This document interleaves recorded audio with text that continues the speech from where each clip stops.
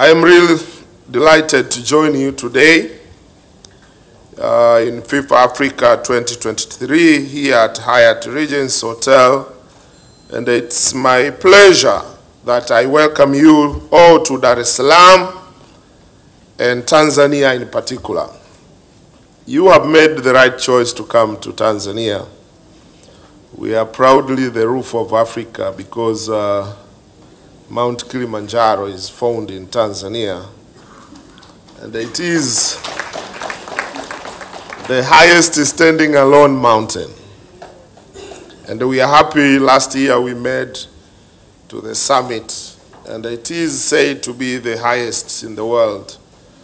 We put the speed internet there so you can enjoy internet at about 5,895 meters above sea level. So welcome to Tanzania. Together with the Kilimanjaro, we have so many tourist attractions. And please take time to enjoy yourself. For those who their visas will be expiring soon, I'll be ready to help you. And here I mean all visas, the country visas, but the family visas too. We are grateful for the long-standing partnership with the African countries and look forward to finding more ways to work with the policymakers in the region, strengthen Africa's role in the global information society. There is a vibrant internet ecosystem here in Africa. Businesses are going online and finding new ways to markets. Our citizens are learning online and connecting in ways never before possible.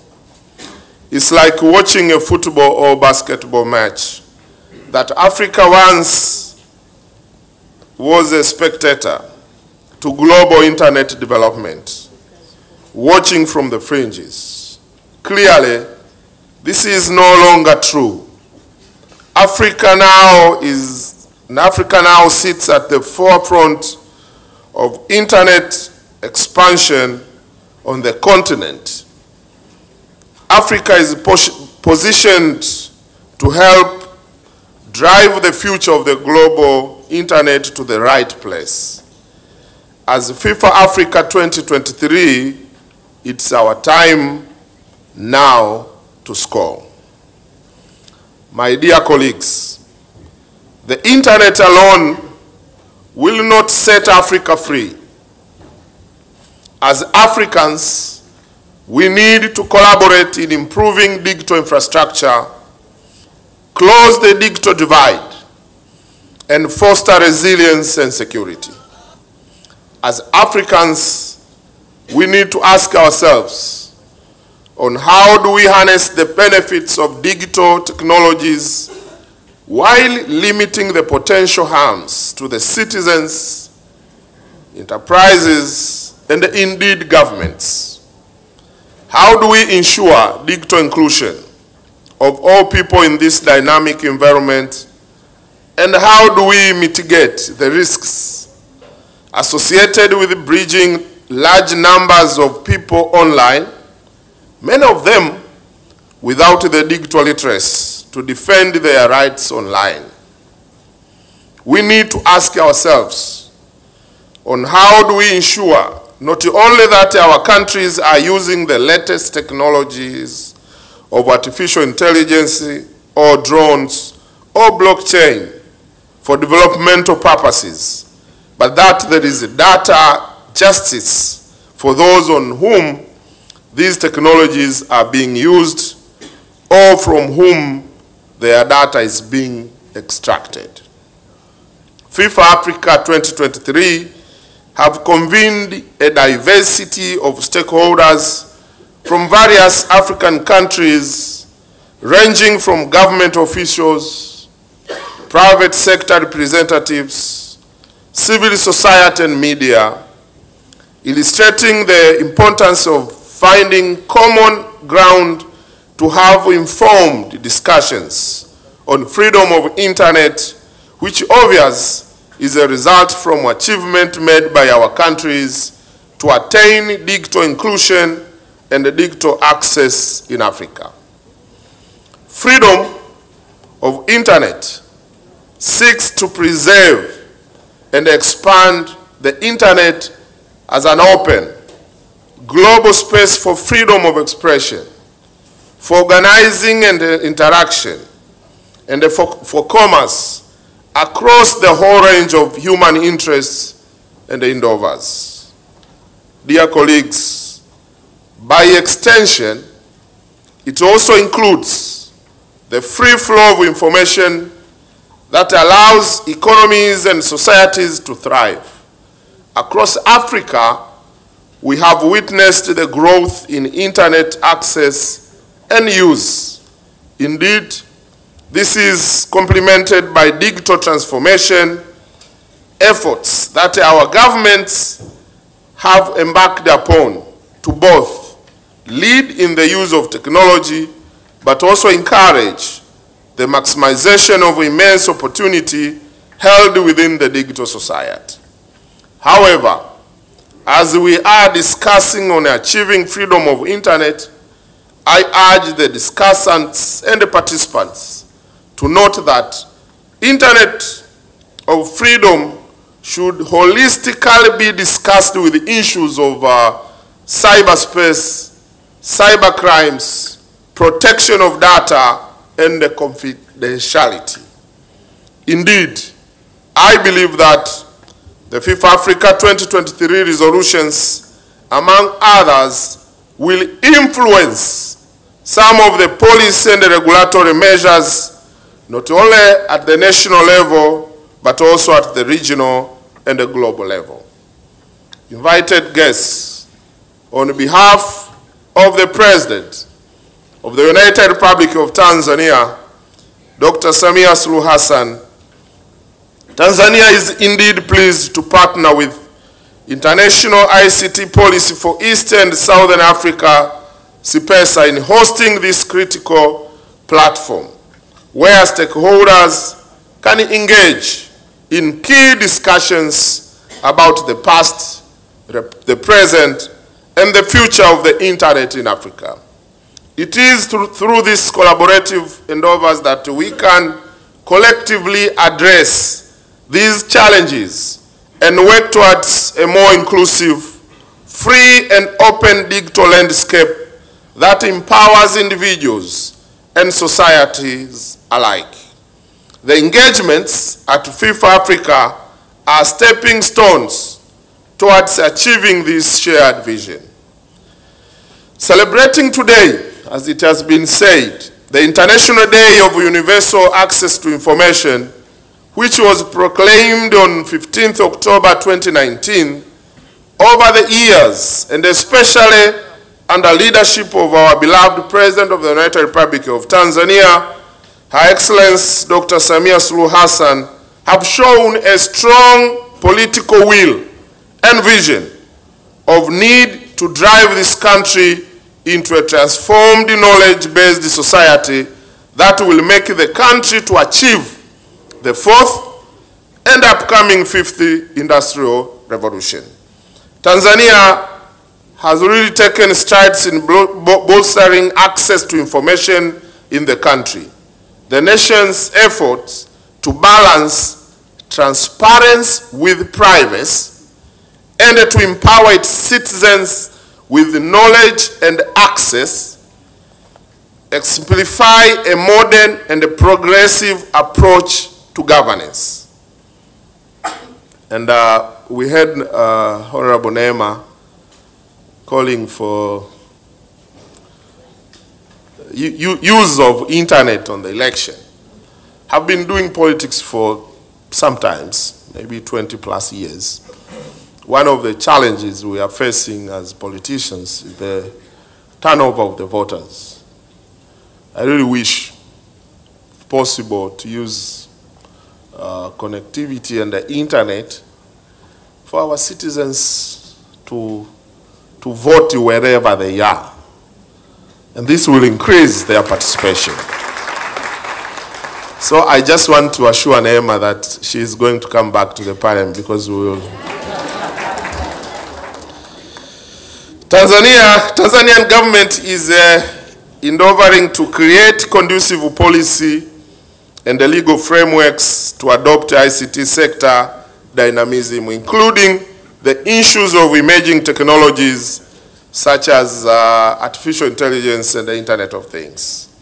Examples of these include the recent enactment of data protection law, and we have seen the acting commissioner here, ongoing revisions to the law governing media operations, and the proposed amendments to the Electronic and Postal Communication Act of 2010, development of digital economy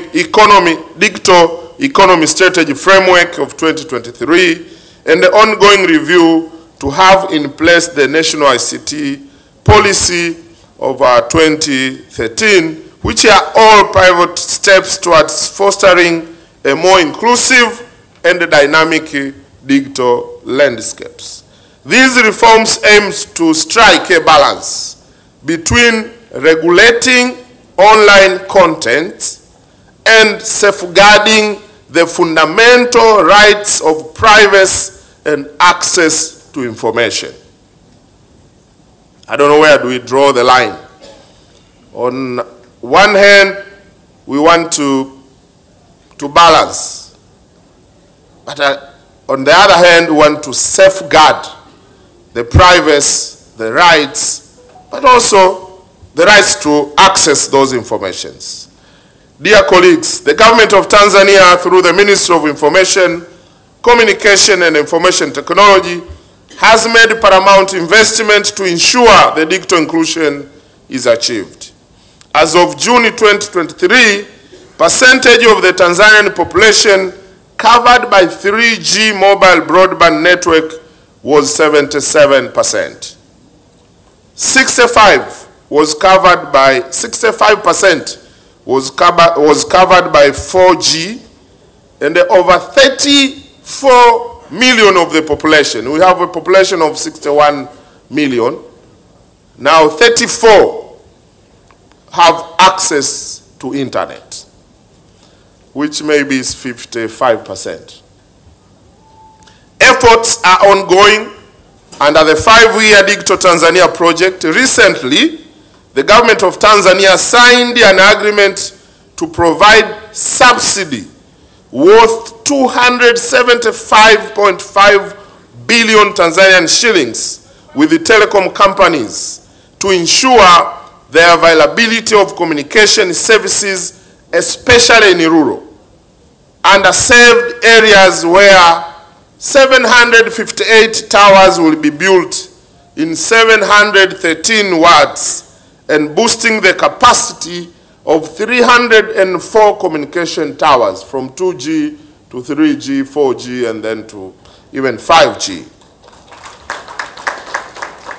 To acquire, and this has to do with the spirit of the government to partner with the private sector, and that's why we're giving subsidy to the telecom operators. They are private telecom operators, giving subsidy for them to help them go to the rural. To acquire the global connectivity, Dr. Samia Suluhu Hassan just last month launched the arrival of a new 45,000 kilometer to Africa subsea cable, which interconnects Europe eastwards via Egypt, Asia via Saudi Arabia, and Africa. This makes the country to have 3 active subsea cables, with the others being the Eastern Africa submarine cable system and the SEACOM. Dear colleague, the Ministry of Information, Communication and Information Technology, as a co-host, we are committed to work with the CPESA, in particular to ensure that the resolutions resulted from this 2-day event are implemented towards enhancing access to information as a fundamental component of our digitalization efforts. We look forward to engaging with you sharing further on these and many more significant developments in Tanzania, which are set to enrich the discussions and deliberations here at FIFA Africa. Let us all, through this forum, bring about an open, trusted internet that will lead to greater connection, communication, collaboration, creativity, and commerce all across Africa and across the rest of the world.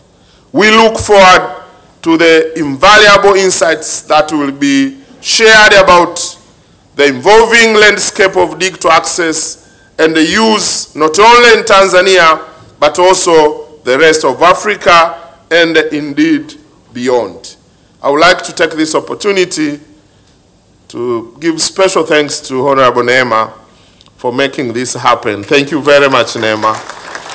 Basi Pesa, thank you for trusting us and conveying this forum in Tanzania. We wish to host it again next year if you wish. We are more than ready to continue hosting you here. And the people of Tanzania are lovely. I hope you meet the smiling faces in the streets. They will take you to Nyama Choma and places in Dar es Salaam, in Zanzibar, and to our beaches. Please enjoy your stay in Dar es Salaam, enjoy your stay in Tanzania. On behalf of the government of Tanzania and the people of Tanzania, I'm now happy to declare that the internet needs us all as Africans as much as Africans needs the internet. With these few remarks, I announce the FIFA Africa 2023 is now officially opened. Thank you very much. Asanteni sana na washukuruni, karibuni Dar es Salaam.